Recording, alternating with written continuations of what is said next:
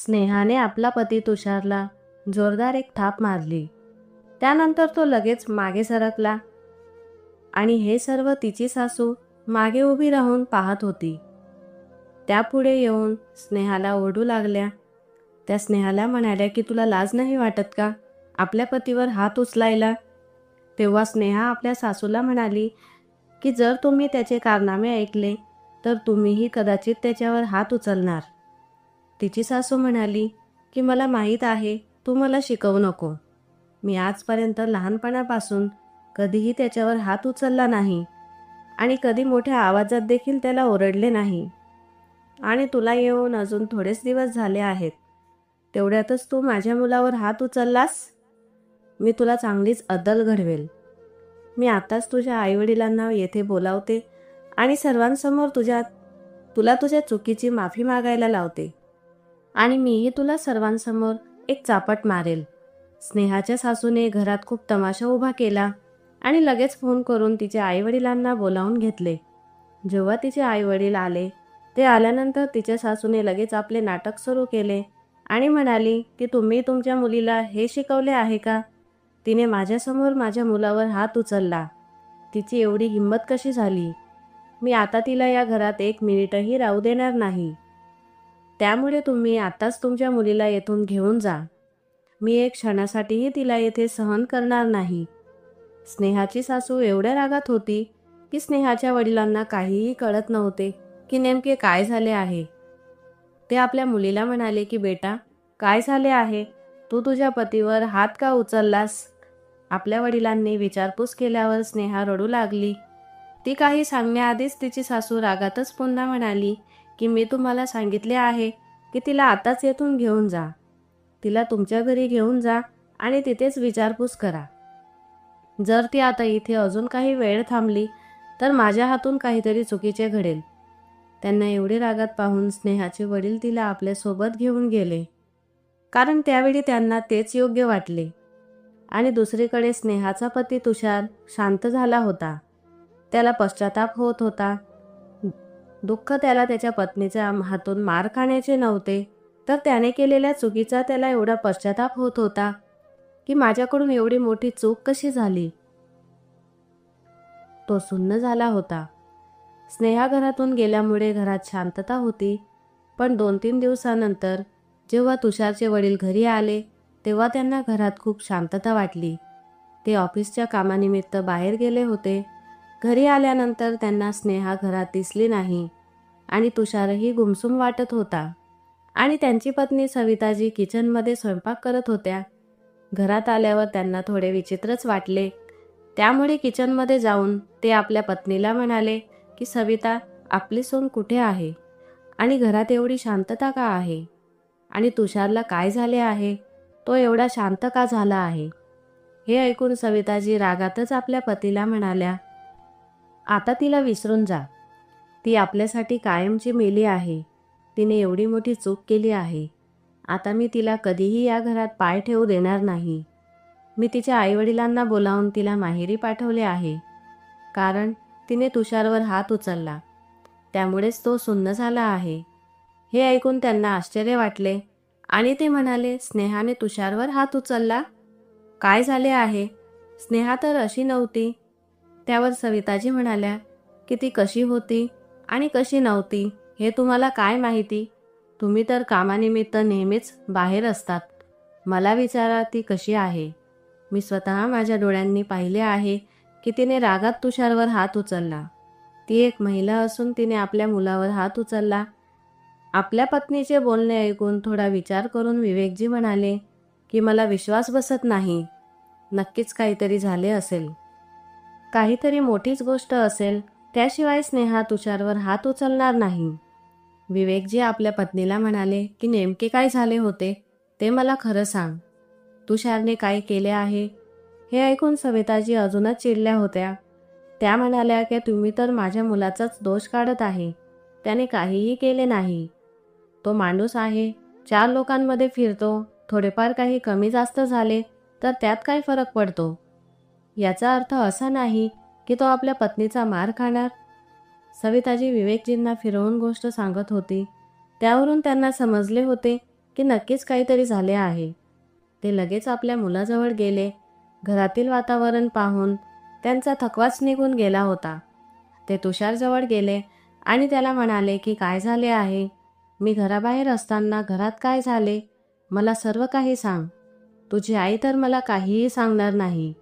आपल्या वडिलांचे बोलणे ऐकून तुषारने खाली मान घातली आणि हळूच म्हणाला की बाबा, माझ्याकडून चूक झाली आहे. मी खूप मोठी चूक केली आहे. पण माझ्यावर विश्वास करा की मी जाणून बुजून काहीही केले नाही.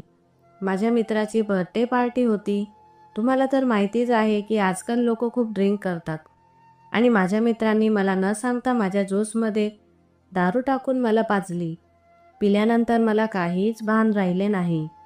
आणि त्या पार्टीत त्यांनी मुलींनाही बोलावले होते. माझ्या नकळत एका मुलीने माझा व्हिडिओ बनवला आणि तो स्नेहाला पाठवला. आणि तो व्हिडिओ पाहून स्नेहाला राग आला. त्यात तिची काहीही चूक नाही. आणि मलाही हे माहीत नव्हते. मी काहीही जाणून बुजून केले नाही. घरी आल्यानंतर जेव्हा तिने मला हा व्हिडिओ दाखवला तेव्हा मलाही आश्चर्य वाटले. हे माझ्याकडून काय झाले आहे?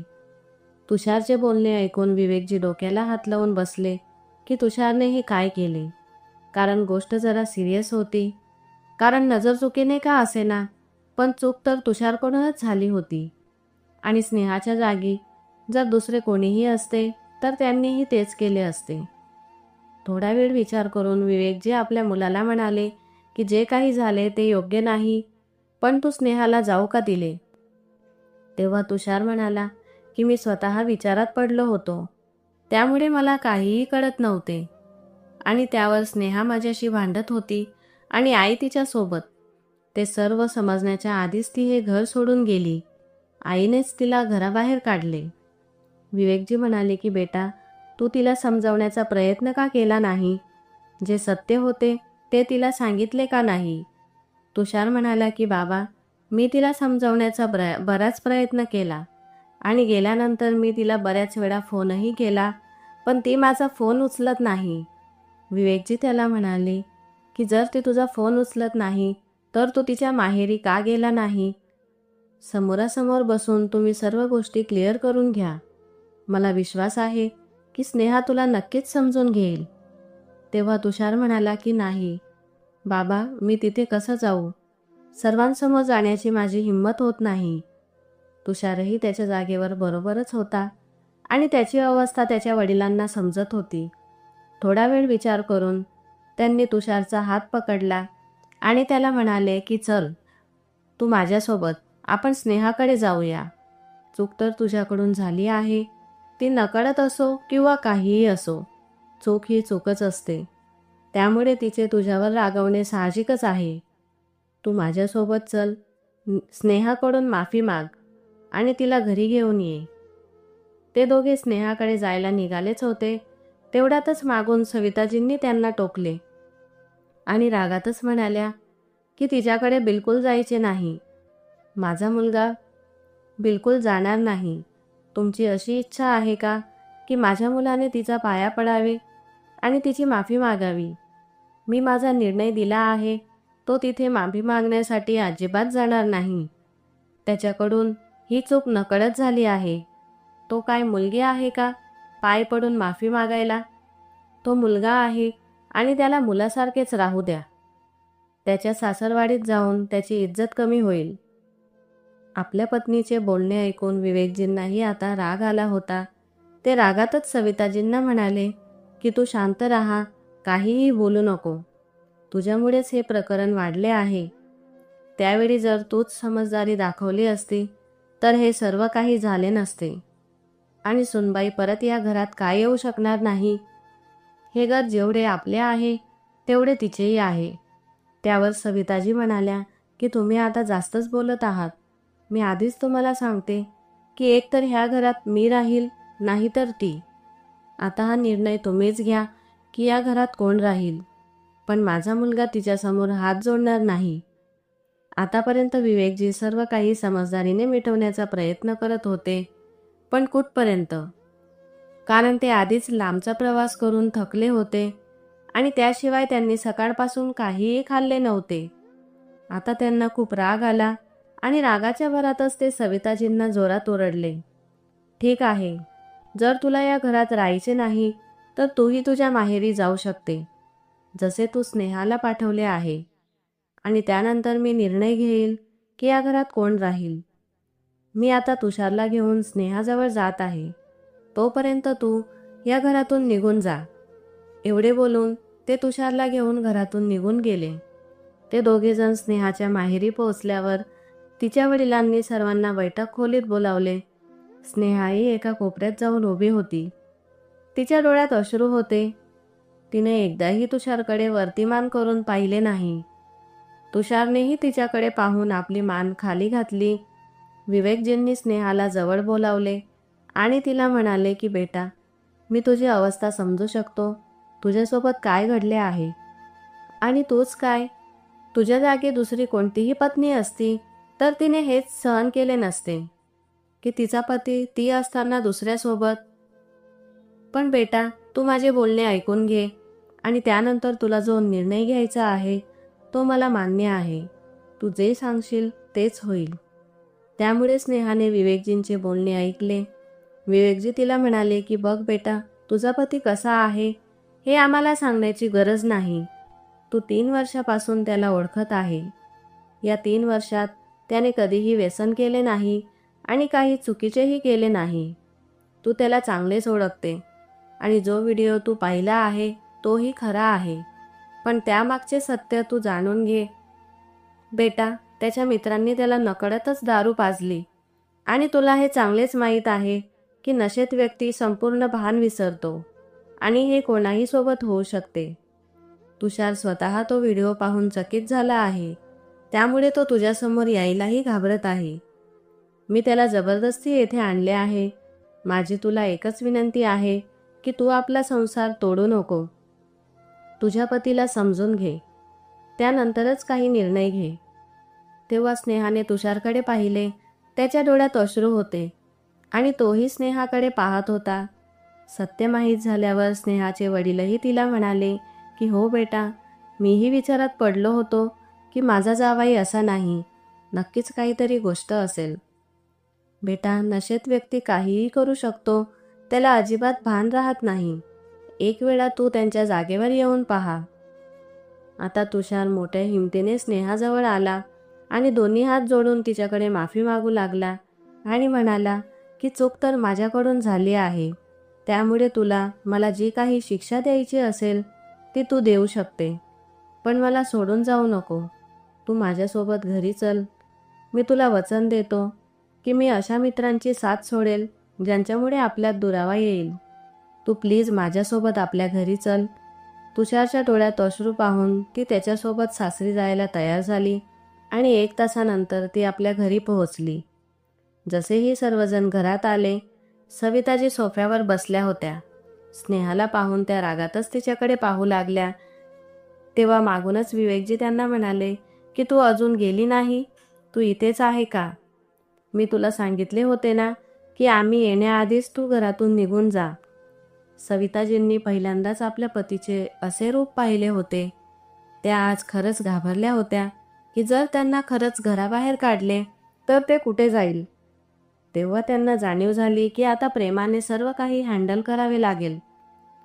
त्याचवेळी त्यांनी बाजू बदलली आणि प्रेमात आपल्या पतीला म्हणाल्या की तुम्ही कशा गोष्टी करत आहात, मी कुठे जाणार.